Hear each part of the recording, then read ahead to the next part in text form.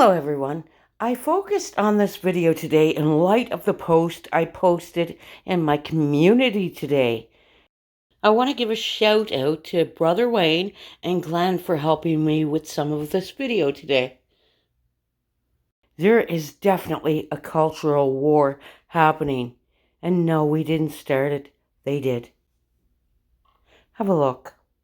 Government bans prayers talking about an LGBTQ ABC 123 person and their need to repent. The state of Australia has banned certain prayers in the name of fighting conversion therapy.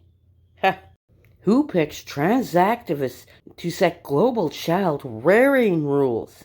Rearing rules means raising. Less than half of the panel has a medical background.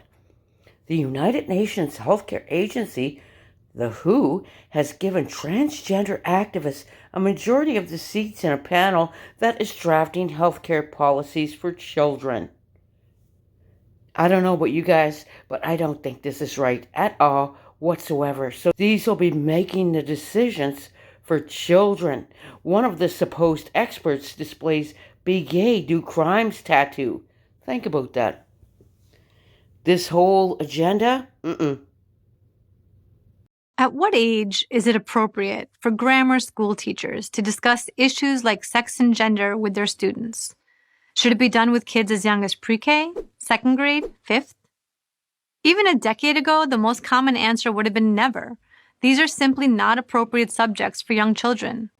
If, for some reason, they did have to be raised, it would be the parents' job, not the teachers.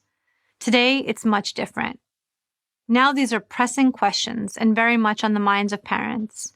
They are part of what the media calls the culture war. But parents didn't start this war. The war has been waged on us. Until recently, we had no idea it was even happening. Now it's hand-to-hand combat, school boards versus mom and dad. It's not clear who's winning.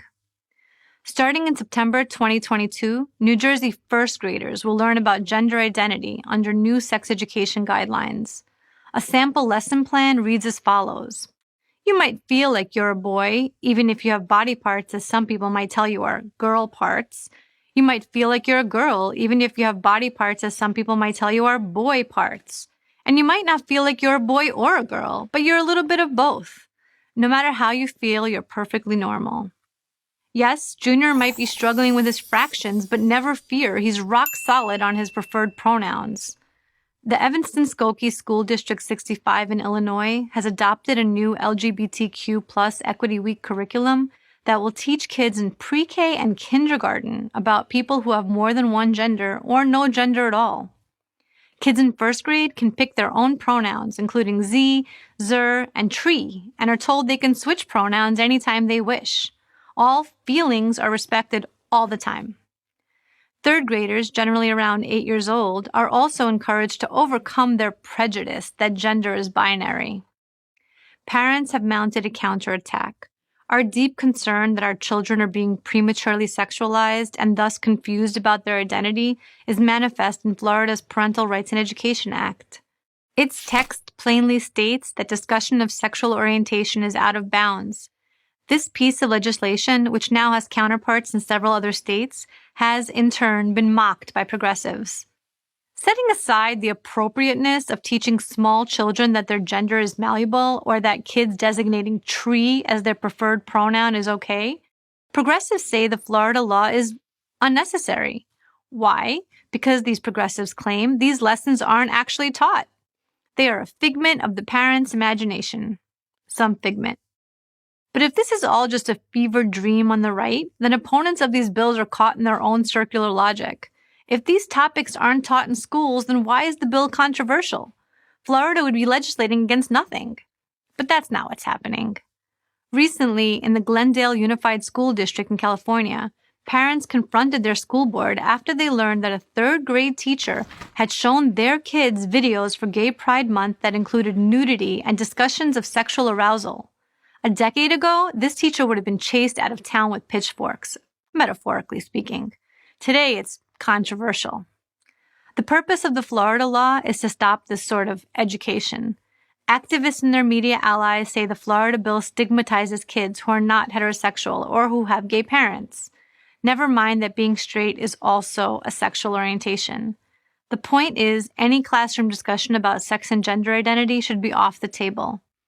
It's not surprising parents want to protect their small children from inappropriate lessons that have nothing to do with what school is supposed to be about.